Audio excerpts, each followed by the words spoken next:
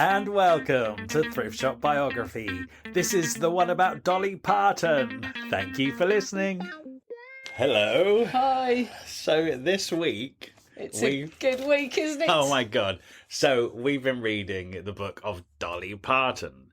And you found this in the thrift shop. Please, can you say what you found inside that book? Oh, yes. Inside it was two photocopies, 2 copies as well, so I could give you one, of topless Dolly Parton in black and white, holding her enormous breasts, one a little bit higher than the other, and looking very pleased with herself. She looked beautiful. It looks too old for Photoshop. It looks like the 80s. It looks seamless. I mean, it's not her, the shadow's is it? right. It's been... Well, I eventually clocked that her nails aren't long, and her nails never, ever weren't long, so it's not her. But I think it's the best thing that's ever been found in a book from a thrift shop. Honestly, I love it, and I thank you so much for giving me one. I'm so pleased that there were 2. Why is it not up on your wall? Anyway, I don't have to ask you this. I know I ask you it every week. I'm going to answer for you. You're a lifelong Dolly Parton fan, aren't you? I am. I wouldn't say life. I don't know when it happened. I was closed down to country music and it just sort of happened. Okay, it happened late, but then you made up for lost time. I've really made up for it. I've been to Dollywood twice.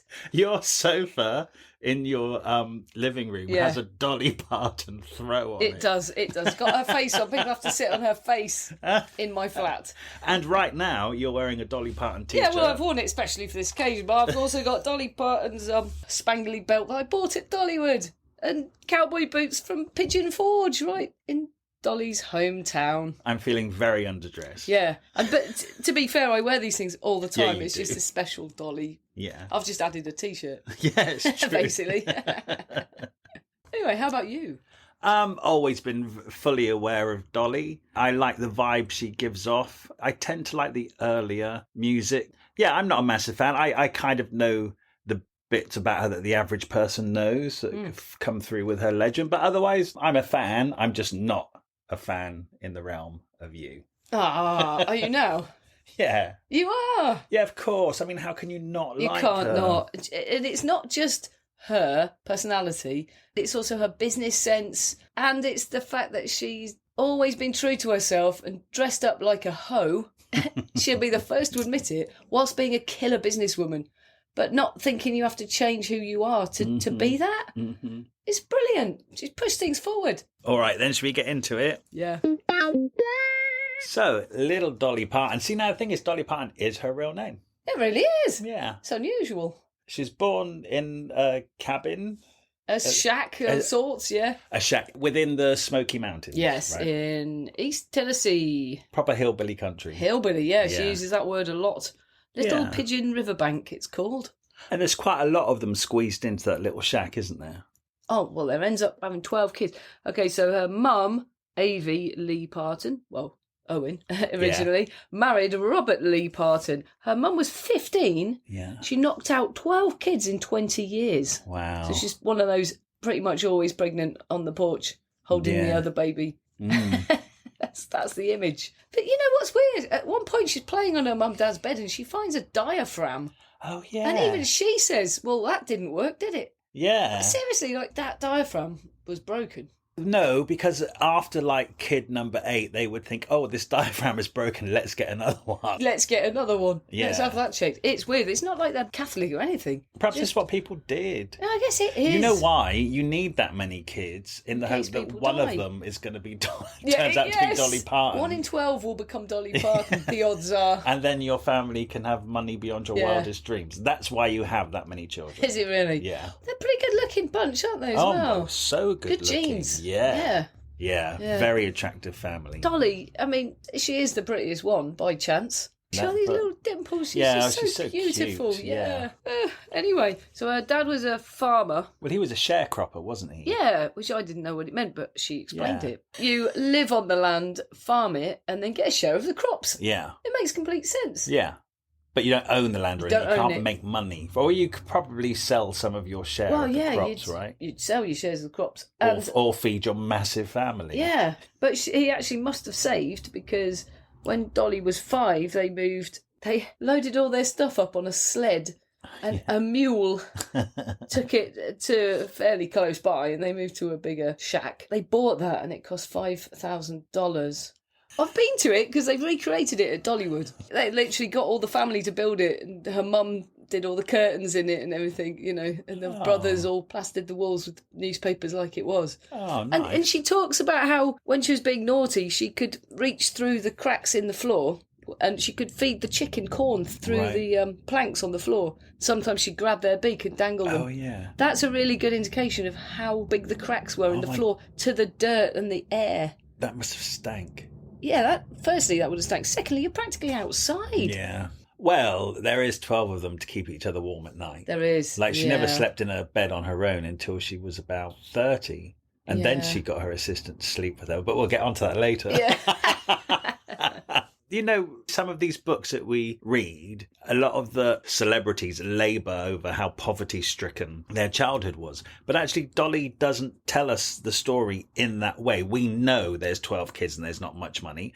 But actually, she puts a real positive spin on it. Yeah, she isn't depressed about it. She said there's so much love. They completely have fun and they make everything. And yeah, they make their own fun. It is actually kind of idyllic because they don't know they're poor. It's one of those. Yes. You don't know what you're missing. And just the adventures she would have around that area. Oh, where she goes off and gets lost in the woods, and then she doesn't know where she is, and she's completely lost. And in the distance, she can hear the bell, and she thinks, "Oh, that's the bell from the cow, the milk cow." Yeah, so she eventually tracks down the cow and then just jumps up and hangs on to it. Yeah, because she's trying to run after it, but because it's going home to get fed, it's going really fast, and she's only about 5. Yeah.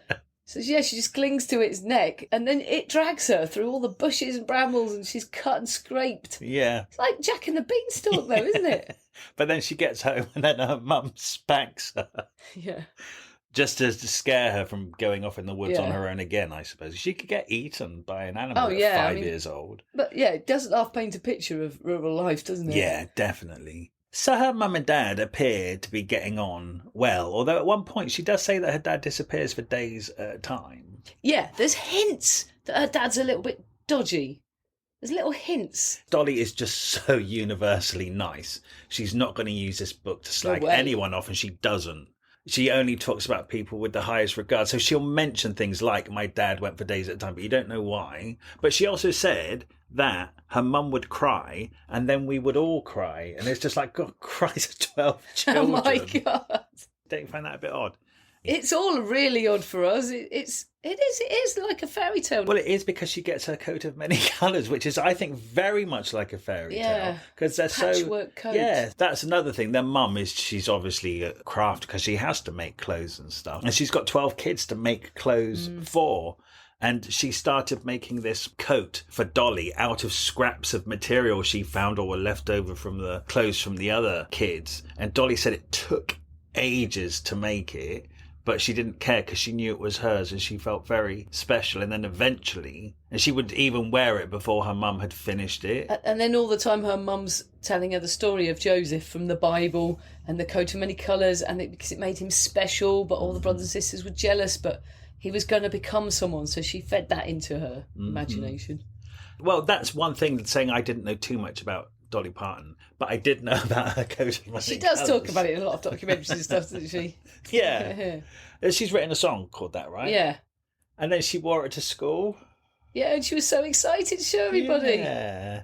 And they just laughed her out of town. Yeah, they were all really horrible about it. She was quite bullied at school. Yeah, she was. Which surprises me, having so many brothers and sisters. Yeah, well, her bloody brother was bullying her at school and punching her all the way home and all that. Dean, she had a really mixed relationship with him because they're friends now, but he was a real bully to her. Yeah, that was horrible to read. There's lots of things that really put her off school. She talks about church and how everyone goes to church, but all the men stay outside drinking.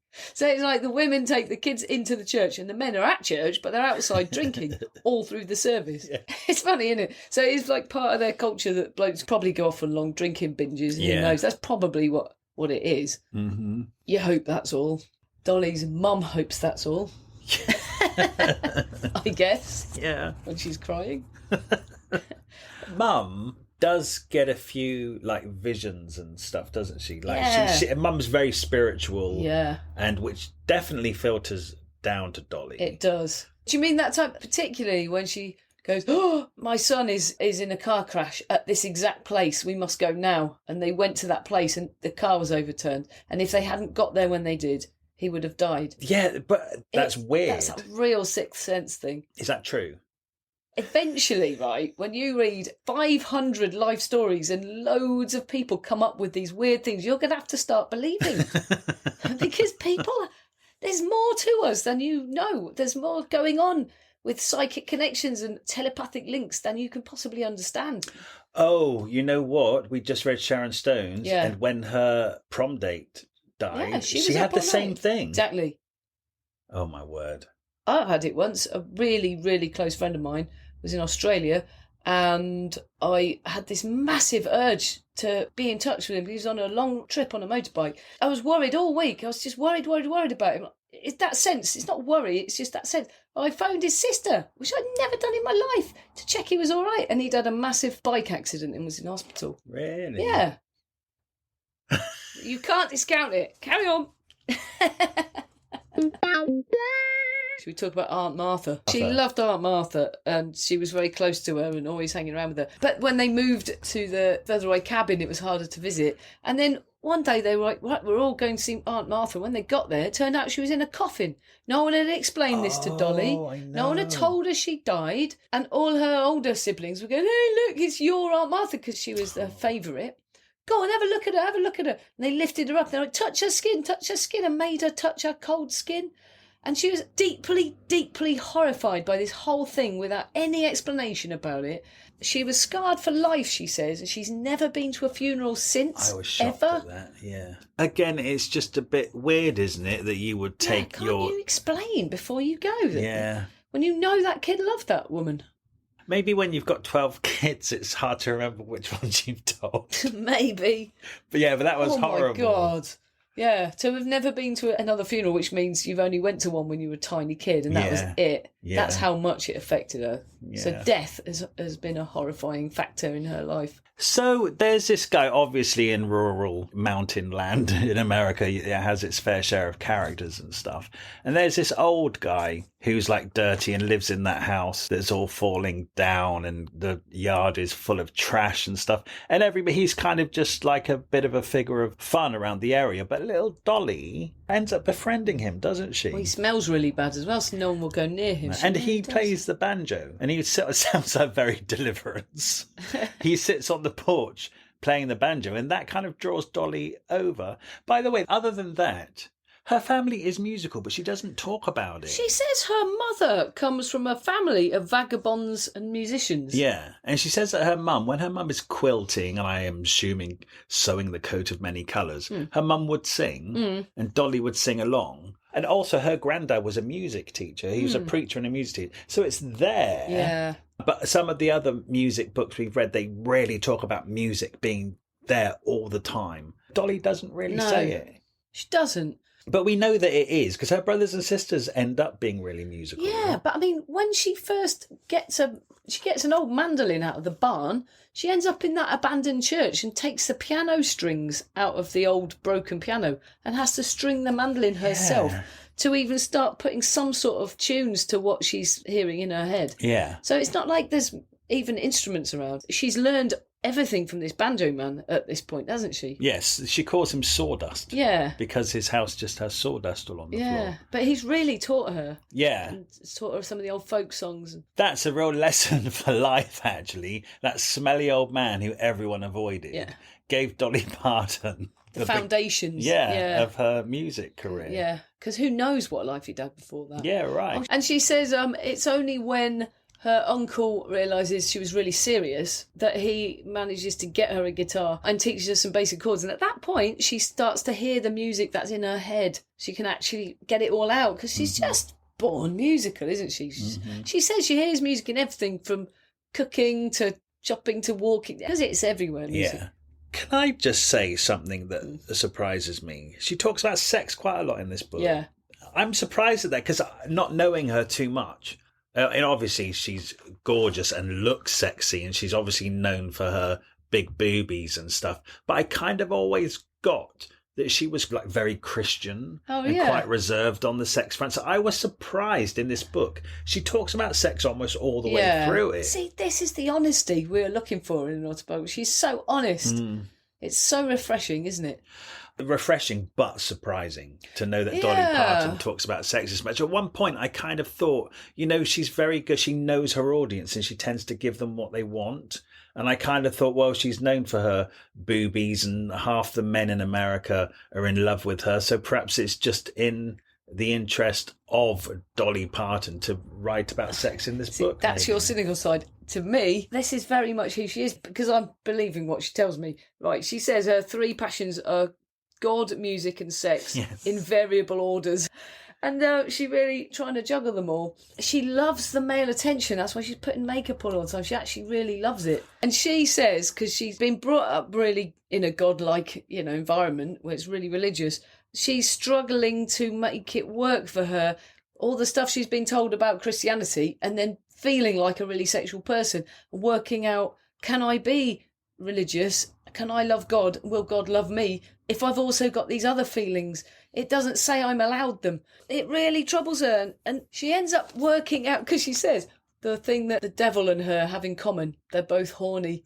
There are so many good one-liners. Oh my God, she's so bloody funny. It's funny all throughout, isn't it? It's just really good. Yeah. You can hear her voice. That's what's nice about it. Yeah. She eventually works this all out. She finds all 3 things in this old abandoned church. She goes in there and she finds condoms on the floor, so she knows people have gone in there for sex. And there's dirty pictures. Somebody's stashing dirty pictures. Dirty pictures, pornography. And then there's an old abandoned piano that she gets the strings from for her music. So she plays music and writes songs in there. Plus you're in a church, so that's where God should be. Yeah. And she goes there over and over and sings and plays and does nice acoustics and all that. And then one day, boom, it's all come together. I can be a sexual person, I can play music, and I can love God and he will love me back. She had this moment. She was only 13. She gets baptised again, doesn't she? Yeah, that's when she goes home and goes, Mum, I want to be baptised because I found God. And she said she also found Dolly Parton. That's the moment where she says, I can be. I'm allowed. I've got permission. It's very confusing when you've been told this and that. And she just keeps saying about all the hypocrisy, which is why a lot of God people preaching at me in a book, I might put my wall up to it, but she's working it all through in a way I can understand. I actually find her really spiritual. She's not buying it just as it is. She's working it out to find her way through it. We've read books by other Christians before, and I've kind of lost interest when they start talking about God and stuff. This is the first book where I've read somebody talk about God in a way that I don't fundamentally disagree with it. Yeah, I know. Yeah, she's really got a handle on it, and she continues to talk about it throughout the book. And I have to say, we'll get there, but at the end of the book where she talks about her spirituality and stuff like that, she almost converted me. Yeah, I know. I love this because obviously she's getting big boobies, and she struggled with them because they was bringing her a lot of attention. And she said about God wouldn't have given them to me if he hadn't wanted people to notice them. Yeah. Oh, yeah, there was quite a gathering when she got baptised. Because she had to go under the water. Yeah, you have to go under the water in a white gown or whatever. Yeah, there's a lot of boys there. She really does crave attention from an early age. I think that's kind of growing up with so many brothers and sisters. You want to shout louder. She's tiny as well. She's 5'2". Yeah. Tiny. Yeah. It's smaller than Prince and Madonna, isn't it? And Kylie. That's why her hair is so big. Yeah, and heels. Do you know what? Just the hair. I was looking up, because her wedding photos aren't in this book, so I Googled them. And just her hair is almost as high as she is. Is it her head again? Yes. No, but bigger. Bigger than her head? Yeah, because I kind of thought it was like big hair, but actually that's very 80s. Back in the 60s, it's like a beehive, so it's just like straight up. It's Marge Simpson. It is like Marge Simpson. Yes, it is. Massive hair. Amazing. She does have an uncle, Uncle Billy, who she said aspired to make records himself. So he's obviously very musical and he plays a guitar. And she also says that he would teach her guitar. So she's actually getting musical education from a couple of people. But Uncle Billy plays a guitar, so he's specifically teaching her the guitar. And then there's a local businessman by the name of Kaz Walker who owns a grocery store. Yeah, is it sounds like Mr. Tesco's. He started out with one grocery shop and then sort of expanded to like half the state. And then he has his own TV show. Yeah, and a radio show. They did that in America like we never did in Britain. They had a local station. You could like buy a station or invent one. And I guess, that's good. Mr. Walker with his supermarkets, that's good advertising for him if he gets a radio station and a TV station, and it's just advertising for his shops, isn't it? Yeah, and you just become a local celebrity, which is what he was. Yeah. And Uncle Billy kind of knew him a bit, and he takes along 10-year-old Dolly and says, hey, Mr. Walker, you need Dolly on your show. And he liked her, so he put her 10 years old, puts her on the radio and his TV show, and she's singing, like for the first time, actually in front of a proper audience. Yeah, first time ever. Yeah.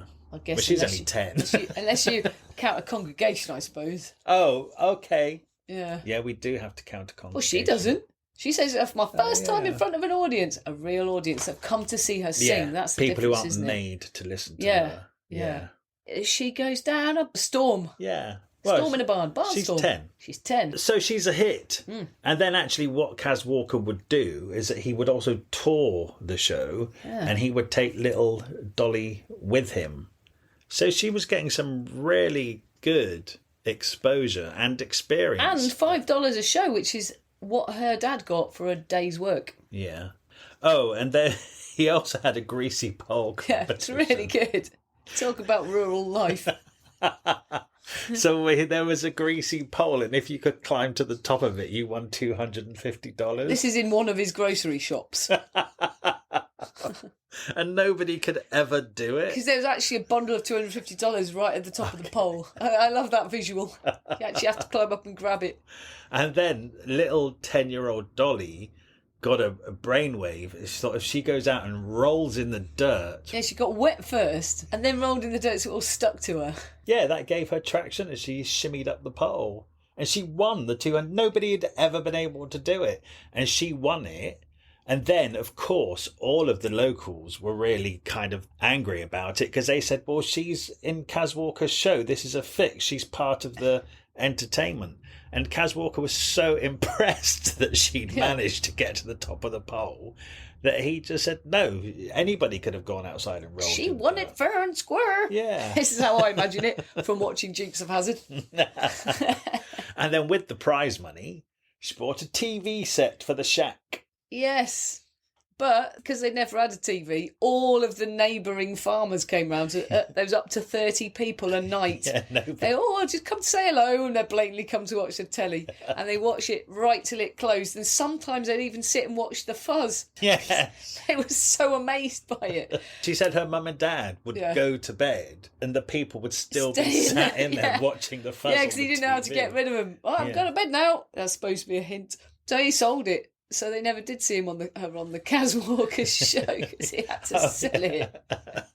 So she's locally famous now. And she's 10, 11. Yeah. And she gets bullied at school for that.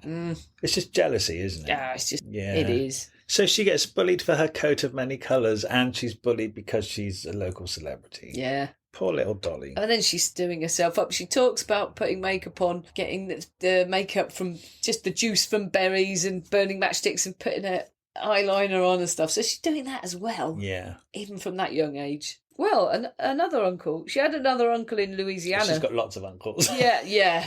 He had a contact in a record studio. Oh, it's really nice. No one had time to come with her except her grandma, Rose, who had never left the county before. They had to get all the way to Louisiana, but the bus stopped in Alabama on the way. Oh, yeah. So her and her grandma went into the bus station place to get some snacks and food. And when they came out, to their horror, they saw a whole row of buses that were all identical and they did not know which was their bus. I think they went and checked a few and then their bus had gone without them. And they went to use a telephone and neither of them had ever used a telephone before. And anyway, they managed to get on the next bus. The whole thing took them 30 hours. It was obviously really stressful. Yeah, and that poor Gran. I mean, it's all right. It's an adventure for little Dolly, but poor Gran, who never left the county before, all of a sudden she's stranded in the middle of Yeah, nowhere. would have never seen a whole row of buses or, you know. But they got there, and she recorded a record. She made 2 records, one called Puppy Love, one called Girl Alone. I should have listened to them, I haven't. I bet they're out there somewhere, aren't they? They're on YouTube. Everything's on YouTube. Yeah. Yeah. You listen to them? Yeah. Are they nice? Yeah. Are they proper old country? Yeah. Like... And then she started spending her holidays in Knoxville with her aunt and uncle doing TV shows. Yeah. Radio shows. Mhm. And Knoxville's a proper big city. She's starting to expand out. She's still only 13. And that's when Uncle Bill says, come on, we need to go to Nashville if we're going to make something of this. There's no good hanging around here. So at the age of 13, she's off to Nashville where everything happens. Her and her uncle, they're doing it on no money. Yeah, they're sleeping in the car half the time. Yeah. She says they're parked up outside where Johnny Cash is playing. They're around the back of the Ryman's Auditorium, which where the Grand Ole Opry is. Ah, okay. He's trying to get her on the Grand Ole Opry. Right. Yeah, so well, he's trying to get her around the back there on purpose, stalking it out, I guess. And out comes Johnny Cash himself. So they're just in the parking lot, and she goes up to him. And he's her total hero. And what's the first thing that comes out of her mouth? I want to be on the Grand Ole Opry. I've got to get on it. Eventually, not long after, from a few contacts, she gets on it, and Johnny Cash introduces her. Isn't that amazing? Yeah. And she's really scared, and she starts singing, and it builds up her confidence, and then she knocks them out. Yeah, and that, because how many people sit in the Grand Ole Opry? It's like 1,000, 2,000? It's massive, isn't it? It's like a massive church. So she had that many people whooping and cheering and clapping. Yeah. Yeah, something happened to her. She's like, wow, this needs to happen again. Yes. Yeah, she totally won them. Of course, because she's great and she's also young. Yeah. I tell you what, her uncle's going in Tootsie's Orchid Lounge, which is where Willie Nelson's wife was working. Martha. She might have been working there at this time. It is where everything was happening. Yeah. All the connections were made. And he got her a deal with a publishing company. She made some songs. She was on the radio, but it just fizzled out. Yeah, well, they were there for 2 years sleeping in that car, knocking on every door. Like you say, little glimmers of success and stuff. She also said Uncle Bill was a bit of a chancer. She says she totally understood the day he stepped in front of a bus. My God, I forgot about that. To get the insurance money. Oh, my God. So that they could put the money into her career. Oh, my God, that's shocking. Jesus. Yeah, so she cut a couple of records and it just came to It just fizzled nothing. out. She had to go back to school. At the age of 13, she had to go back to school. Yeah. Yeah, I was amazed because up until this point, you think, oh, this is the beginning of her career, right? She's already started. And then, no, at the age of 13, stops. Yeah.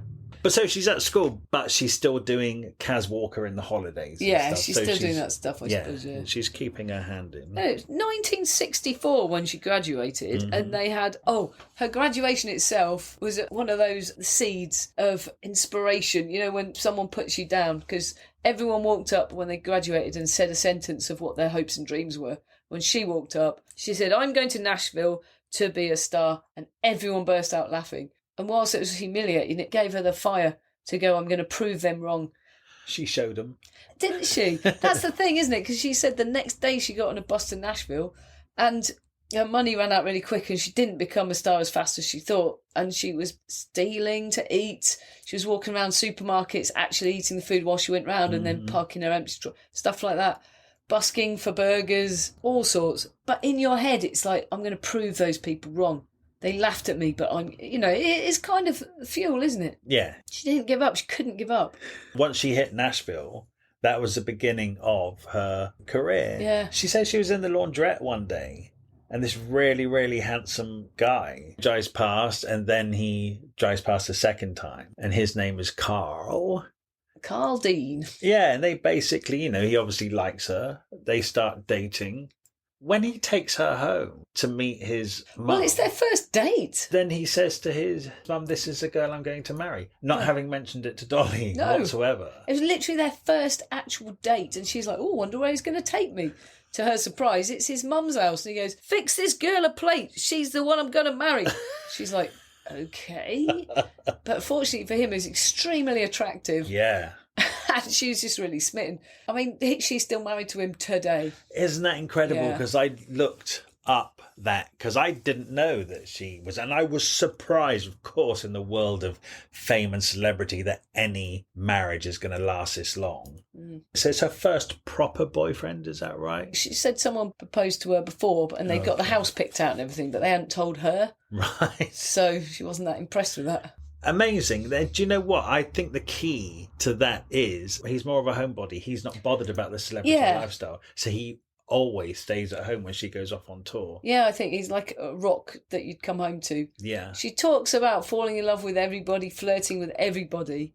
She sort of hints at being sexual, but I don't think she is. I think she just likes to hint at it. Oh. I'm sure she plays with everybody, but I'm sure she's I totally got the faithful to him. Oh, no, I totally got the impression she had affairs, but it's something they worked out between themselves. Okay. Did you? Yeah, I did. I got the impression she was hinting at that, but I wasn't buying it. I thought she was hinting at it to keep us guessing. Do you think she didn't shag Kenny Rogers? Well, I wouldn't. Would you? Yeah.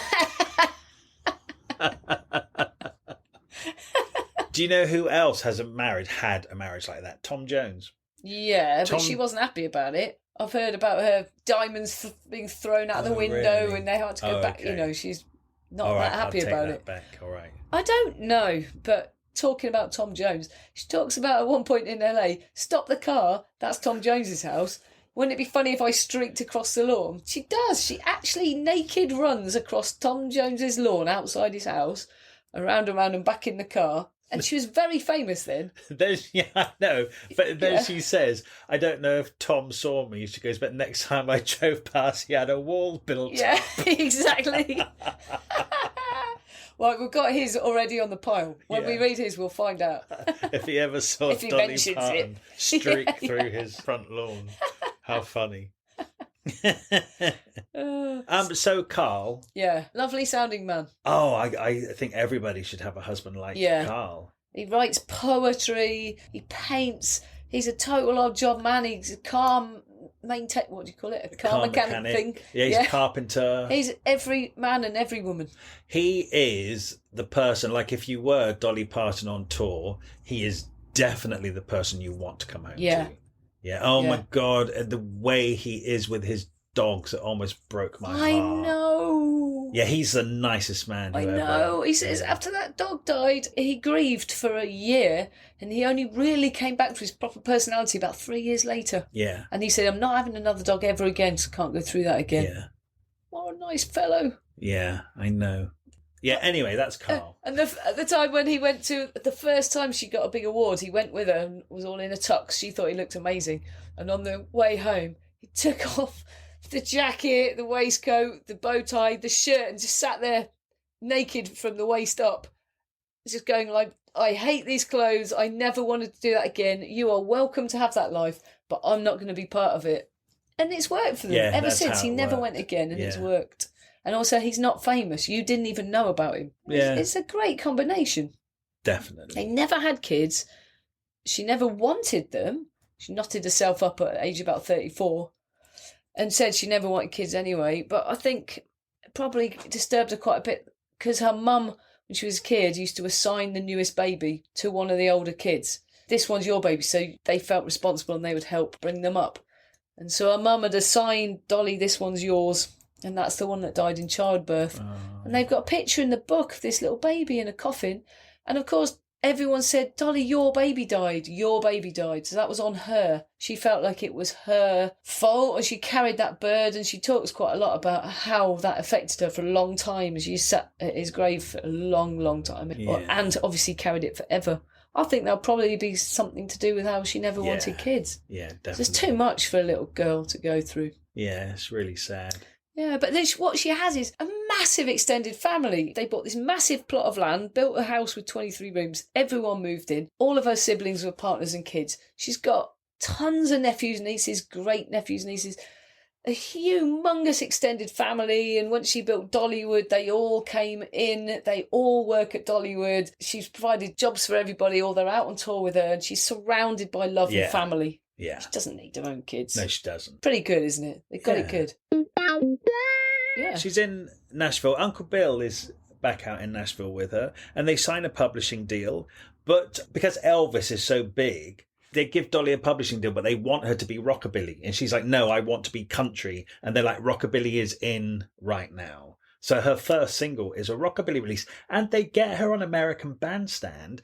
I have Googled this because I would love to see a young Dolly Parton basically being a female Elvis on American Bandstand. It's not anywhere to be found. Oh, damn. Yeah, damn. God damn. But then a singer called Bill Phillips wants to record one of the songs that Dolly and Uncle Bill have wrote called Put It Off Till Tomorrow. And Dolly recorded the demo. Bill Phillips heard it. And then he said, oh, I'd really love the girl on the demo to come and sing backing vocals for me. And so she sung backing vocals, and that was a big, big hit. And because of that, the record label then allowed Dolly Parton to be country, not rockabilly. And that's when she recorded Dumb Blonde. And that became a big hit in her own right. That's when the song she wrote for Bill Phillips actually won BMI Song of the Year. And that's where she went to get an award for being a songwriter. Hey. So that's amazing. She's beginning to make it. 1966, 67, how old would she be? 20? No, 22? 20. No, 21. She's born in 46. 20. So she's out there. She's singing on TV shows, this hit Dumb Blonde. And she catches the eye of a certain Porter Wagoner, who has a #1 TV show in the country. Yeah. You know what? He always looks incredibly tall, and now I realise how small Dolly is. Maybe he's just normal. Because you always see him stood next to Dolly and looks so tall and thin. Mm-hmm. And you know his suits, they're made by a bloke called Nudie. That's actually his name. Oh, really? I can't remember his first name. That's his surname. And they're the ones that have got like actual wagons embroidered on and all the diamonds sewn in. Mm-hmm. Oh, they're fantastic. Yeah. And they all start getting there. He was like the clothier. What do you call it? Costumier to the country western stars. Oh, it's so stylish, that scene. So on the Porter Wagoner show, he always had a woman called Norma Jean Beasler who would come on every week and sing a song. And then she left to get married. I hate that these women get married and then that's the end of their... I tell you, Dolly's come from such an old-fashioned world where women don't get anywhere. And from where she's from to where she's got to, what a journey. There's an opening on the Porter Wagoner show for a lady, and he's seen Dolly singing Dumb Blonde. And he tracks her down and says, hey, will you come and be the new girl singer on my show? Which is a massive break. It's the biggest TV show in the country. She's only had one song out, so she's really leapfrogged to the next level at this point, hasn't she? Now, I always got that there was some ill feeling between Dolly and Porter. She does mention it in the book, but I feel I want to know the details, and she doesn't really give them to us. She was there a long time. Yeah, she says after 3 or 4 years it was done, but she stayed for 7. She stayed for 7. She said they were the hardest and worst of my life. Yeah. But she says also the good thing about it is that they were the most prosperous and productive of my life. She really learned. He taught her how to work with an audience. That was the best thing she got out of it. They did loads of albums together, duet albums. It was very prolific, but they obviously clashed because I imagine he wanted to control her. It says that he wanted a singing sidekick for life. Yeah. And she had ambitions and needed to go off and be Dolly Parton. And also it's that thing where she become hugely popular. And it's a Porter Wagoner show, so of course he's going to get a bit jealous about that, envious. Yeah, it's just going to be a power struggle ultimately. That's what it is. Now, because like I said, I didn't know too much about Dolly and father. I didn't know she had this husband, Carl. I always thought that Dolly and Porter Wagoner were together. Oh, and no, that's it's the opposite. Where the unrest came from. Right. And so now I know that never happened. I actually wondered if the ill feeling came through Porter Wagoner just really, really fancying her and falling in love with her, because who wouldn't? Well, it sounds more like they hated each other by the end of it, though. I think it was just a power struggle. I think you'll find. And he probably realised that he was on the way out and she was on the way in. Well, he should have been nicer to her. That is the way up there. Yeah.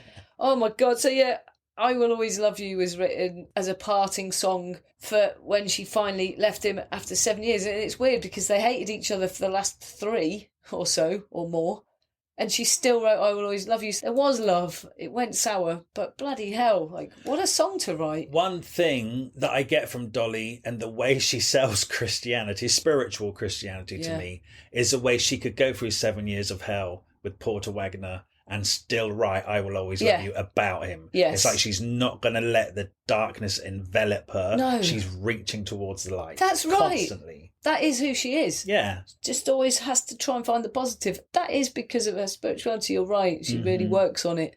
It doesn't mention it in this book, but I'm sure there's something like he said he was going to keep the rights to that song, but it can't be because I know she made a mint off Whitney Houston covering it, so she can't have given that up. Well, he did try and get a $3 million. He sued her for $3 million. No, they settled out of court. She paid him $1 million, that's right. Yeah. So he sued her for $3 million because he said that he invented her, he made her what she is, and he deserves a portion of her future earnings and $3 million. And she settled out of court for $1 million, which she didn't have, and she managed to pay him off and still make peace with it and not slag him off.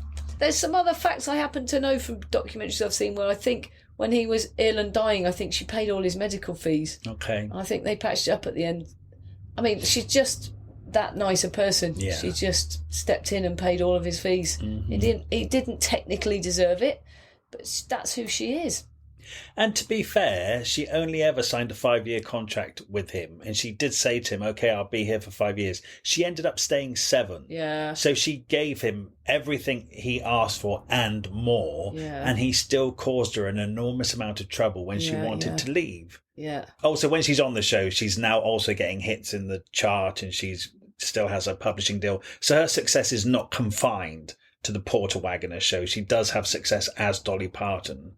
She was getting $60,000 a year, by the way, for that show, which is a lot of money. Oh, it's loads. And 1 year of money was more than her dad ever owned in his entire life. Yeah, right. Wow. Oh, yeah, she says as soon as she got paid, she bought a Cadillac. Yeah. Because that's what hillbillies do. That's what hillbillies do. Oh, I love it. She drove to RCA. She said she got the Cadillac. They gave it her without her having a licence. She drove it to RCA. She hadn't mastered the whole thing. She got there and hadn't put the brake on. And so she got out and it rolled into the wall. And as the bricks were falling onto her bonnet, she walked in to record her first song. And they all went out for a break. And there was this Cadillac covered in bricks and a hole in the wall. And she just didn't mention it was hers. And she said Chet Atkins was there and she thinks he probably knew it was her car, but he didn't say anything. She'd like to say thanks to him for not saying anything. And if you go, because I went last year to RCA for the first time ever in Nashville because I knew it's where Elvis recorded a lot. I didn't know it was Dolly's first place. I wish I had. But you can still see where the bricks are different. And I wish I'd looked. I'll go again. It's really cool. It's really cool. Anyway, yeah, she was getting money. Yeah, she was worried after that whole Porter Wagoner thing that she wouldn't get a record deal. And she said RCA were just way more interested in her at this point than Porter That's Wagoner. right. So they took her on. So so because she was on the up and he was on the down at that point. Yeah, she'd gone in all dressed up thinking that she was going to get booted. And they were like, no, we want you. Yeah. So when she left Porter Wagoner and signed up with RCA, she actually met a manager called Sandy Gorlin, who was the manager of Cher and Joan Rivers. Yeah. And he basically said, hey, kid, we're going to make you a massive star now. Because obviously she was still niche. She was still a country star. And then he played her the song, Here You Come Again. And she wasn't sure about it. And she didn't want it released as a single. She wanted a more country one released because she says, this is my audience. He said, no, we're going to cross you over into the mainstream. Trust me. And they released Here You Come Again, and it was a million seller. Yeah. All of a sudden, it's not just the country world who know Dolly Parton. America knows Dolly Parton at this point. Sandy Gorlin is a good manager. Yeah, right? he's really good. And he absolutely loved her. Yeah. Best mates. Yeah, so he got her the TV show. Oh, we also got her a Las Vegas residency, but she said it was awful. It was too much, yeah. They made it her a gaudy thing. And she was like, although I dress like this and I look really fake, I'm actually really pure of heart. And it's in my music and you're misunderstanding me. Like, you dress like that, but you play really pure music and that's how you reach people. Yeah. I get it. You get it. By the way, her family, a lot of her family are in her band and playing with her, but then she realises, I think there's just too much drama and stuff going on. And when she knows that when she comes away to work and goes on tour, she doesn't want any of that crap with her. So she kind of has to fire her family, which doesn't go down well. No. But she enjoys touring so much more with just regular musicians who she can employ. Yeah. Yeah. Then she comes to London, which she says was absolutely brilliant. Yeah, life-changing. I think it really settled her in knowing that she was more than just a country music person from Nashville or from that neck of the woods, because London got her. And she said she looked in the audience, it was the Dominion Theatre, and she could see royalty mixed with punks and everything in between and all ages, and they all loved her. And then she was like, why do they love me? Oh my God, it's because the roots are British, the roots are from Ireland and Scottish and folk. That's ultimately from this part of the world. And she just suddenly realised what it was all about, and it all just clicked. She was loved here from then on. Oh, yeah. Everybody loves Dolly. You'd be mad not to. Do you know what? I've thought about this a lot, about how there's few people who absolutely appeal to everyone. And I'm talking about even like the lefties, the Trump supporters, everything. She just seems to transcend everything. She never talks about politics. That's her rule. Very wise. She does drop little hints. I don't think that she's betraying herself by being very middle of the road at all, because she could just be that. Yeah, she just doesn't get caught up in it. Yeah. It's music. It's about music and God and sex. Where are we at now? This is the late 70s. She's now a bona fide superstar on the front cover of every magazine. Yeah. We all know who she is. I'll tell you where we're at. We're in 1980. The phone rings. Yes. It's Jane Fonda. Jane Fonda. And she says, Dolly, want you to be in my new film. It's called 9 to 5. It's about these 3 women that take on male bosses and all the crap that goes with that. We know all about this from our Jane Fonda episode. It's just come to me in this moment. I even know the story of how Jane Fonda got the idea to cast Dolly Parton. She was driving along and it came on the radio. So Dolly Parton came on the radio of her car. And then Jane Fonda was like, oh my God, of course we need to get Dolly Parton involved. And what I like is that Dolly says she said to her, we want you because it will attract the Southern audience. And now Dolly is a massive business mind, and that made sense to her. Whereas if she'd have tried to schmooze her by saying, no, we think you'd be a really good actress, that might not have washed with her. But she gets the business. And they were just really straight-talking women who were just honest with each other. And Lily Tomlin was the third person. And they absolutely bond for life. Yeah, they did. And as we know, 9 to 5 is a massive hit film. And then, of course, she has that song that she records as well. She gets the rhythm on her nails like that. I love that, because once you know that, when you hear it start, you can hear Dolly's nails. And she's just in the makeup chair, tapping her nails, and starts singing, starts putting the song together, and everyone's joining in. And later on, she gets sued. Yeah, well, that's just chances, isn't it? Yeah, it really is. Yeah. Because she definitely invented that song, and it's amazing. Yeah. So when they're filming 9 to 5, Dolly, Jane and Lily are bemoaning the lack of good-looking men on set. And then one day, a really good-looking man comes on, and Jane Fonda's like, who the heck is that? Well, Dolly obviously knows that it's her husband, but she doesn't say anything. And she lets Jane Fonda go over and chat up this Carl. And then Dolly reveals to her, it's my husband. Anyway, I love this bit in the book, because this is how I feel about Dolly. Dolly goes off. And Jane Fonda tells Dolly later that Carl has said to her, Dolly's an angel. Jane says, oh yeah, I know, she's great. And Carl says in all seriousness, no, she's an actual angel. Yeah. And I thought to myself, wow, does he actually, because if he's religious as well, does he actually think she's an angel sent from God? And then when I thought about it, there's not a person on this world who is actually more likely to be an angel sent from God than Dolly Parton. Yeah, I know. So I'm actually wondering now whether she is an angel. Hang on, you who doesn't believe in anything even remotely superstitious. This book has converted me. Amazing. I believe in angels. I believe that Carl thinks she's an angel. Yeah. And I love that he does. Yeah, I know. I absolutely love that he does. Yeah. Yeah, it's fantastic. Yeah, I love that. And they've been together their whole lives. And the fact that he thinks that woman, his wife, is an angel sent from God. Oh, it's beyond romantic. I know. It's amazing. Yeah. Or he's an idiot. No, I can't say that. I love it. I love it too. There's a few more films. She does Best Little Whorehouse in Texas, which she doesn't have a good time on. She loved 95, and that's not a happy one, this one. Yeah, with Burt Reynolds. Burt Reynolds was really depressed. He was splitting up with Sally Field. it's just one of those ones where everyone's arguing and it's all really miserable. She got her mate to be the music director and he gave up music directing after that and went off to become a doctor. He had such a bad time. I love it. It I've came never out seen all right. it. Oh. She also said that she put on a lot of weight during that film, and there was a scene where Burt Reynolds had to pick her up and put her over his shoulder, and then she said he groaned or something, and the next day he had a Two hernias. double hernia. Yeah. That can't be because of Dolly Parton. It could. I know she's only 5'2", but that's a big load over your shoulder. Just the tits alone. Put your back out.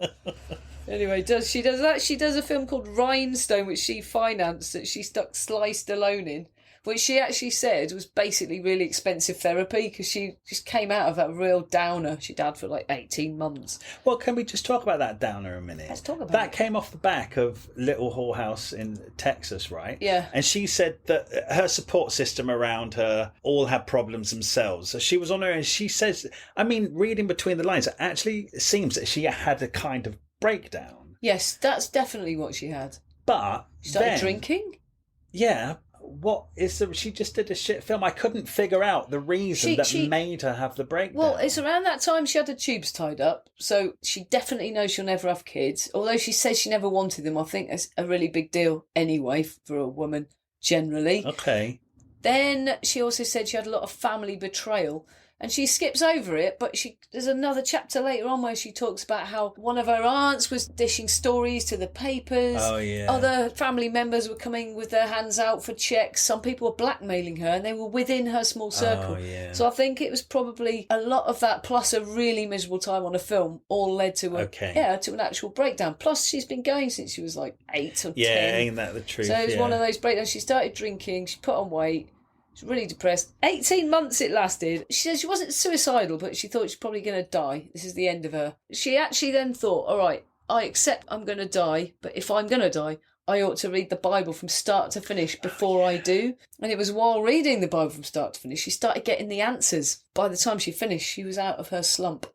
Well, it takes a long time to read the Bible. It does. Plus, they are great stories, and ultimately stories about people, just like I was reading autobiographies. That's where you'll find answers, in stories, because other people have been through things you've been through. And they're amazing stories in the Bible. It's a great storybook. Never read it. I've never read it. I've heard a lot of it. Noah and the Ark, is that in the Bible? Stop it. So she came out of it, and then she did Rhinestone, this film, cast Sly Stallone. And I watched the trailer, and it's bloody hilarious. I watched the trailer. His outfit, that's the best cowboy blinging outfit I've ever seen in my entire life, and he's awful, but brilliant. It looks terrible. It looks so bad it's genius. I want to watch it. Me too. But she had a great time on that, so that helped her come out of this horrible. Yeah, like she says, expensive therapy, but we all know how expensive therapy can be. So she got it quite cheap, I think. Well, Matthew. That's Perry what I was thinking. like, $7 million. Yeah, so that's cheap, and you got a film out of it too. Film out of it. And then she did Steel Magnolias, which is really great. The director didn't want her and didn't want a young Julia Roberts who was never heard of. Yeah, and he actually sounds like he gave her a really horrible time. Rough ride, but it made her famous. It's a great film. Never seen and it. Dolly's great, and she's the hairdresser in it. Okay. And she said they were trying to make her take all her makeup off, and she was like, no. Firstly, you've hired me. I'm a personality. You want me as Dolly. I'm not an actor. And she was saying to the director, if you don't think I'm good enough, it's because I'm Dolly Parton, a personality. I'm not an actor. So it's your job to make me act. Yeah, that was a really smart thing to say. Yeah. Yeah. And also, hairdressers always have makeup on. She's a hairdresser, yeah. Of course she could be a glam hairdresser. In a hillbilly town, it totally is right. She said if she wasn't famous, she'd have been a hairdresser. Yeah. I love all of her quips too, and stuff. She says, people say to her, how long does it take to do your hair? She says, I don't know, I'm never there. It's genius. Oh, and in this time, she also bloody built Dollywood. Oh, yeah. Which is a theme park, which I've been to, obviously. It's a theme park based on Dolly's life in the hills, basically. So it's more actually about the rural way of life than it is about her. Because, she talks about when the fair came to town. That's a good one. The actual travelling fair came to town and they paid money to go and see a human mermaid. Oh, yes. And it was her cousin, Myrtle. With cornflakes stuck on her. Painted cornflakes glued to her. And she's banging on the glass going, Myrtle, it's me, Dolly. Because they haven't seen her for 2 years because she ran away with the circus. And then she said they told her dad, and Myrtle's dad... He went and yanked her out of there. And yanked her out of the tank. It's seriously... Oh, I love it. Nuts, isn't it? Yeah. It seems unreal. But so that Dollywood itself... you're going around, there's a grist mill and you're walking around. Everywhere there's pipe music and ding, ding, ding, ding, ding, ding, ding. I mean, it must have grown over the years because there's a lot of really big rides and roller coasters, but there's also loads of shows everywhere you go. There's gospel choirs and circus shows and all sorts. That's amazing, because I can't think of another celebrity who has a theme park. No, it's themselves. genius, isn't it? Part of the reason she built it was to give jobs to all of her family and to bring people to the area and bring wealth to the area as a whole rather than just to her as an individual. And the whole place is built up around it now. She's a genius. But we should mention her philanthropy because she gives millions and millions. Her big thing is books for children to read. She's got Dolly libraries that travel around, I don't know if it's the whole country, it's definitely the south, making sure that children get books. Yeah. Get to read. That's her thing. God knows what else she does, but I bet you it's tons. She's a very good person. She's an angel on earth, isn't she? Yeah. And then the last chapters really talk about her spirituality. Yeah. Honestly, it's quite... It's so inspiring. Yeah. And she says to imagine yourself full of light, and I'm so cynical about this stuff. I really am. I don't know, there was just something about the way that Dolly wrote about it that just made me think, oh, I could get into this. Yeah. Honestly, like if she was Jesus, I'd probably be Christian now after reading this book. Yeah. If it can make you a good person like her. She's a very special person. She is. Yeah. I will always love her. Oh! It's true, though. Thank you so much for listening to this episode of Thrift Shop Biography. We love making this podcast and we're absolutely thrilled that so many of you are already listening. We're new to this and you could really help us out by leaving us a review somewhere, wherever you listen to this podcast. And if you could share us, tell your friends about us or drop some links on social media. We have a Facebook page called Thrift Shop Biography, so make sure you come over there to hear about the episodes first and what else we're up to. Okay, see you next week. And if you're new here, there are loads more episodes now to go and listen in the back catalogue, so make sure you go and enjoy them. Okay, thank you very much.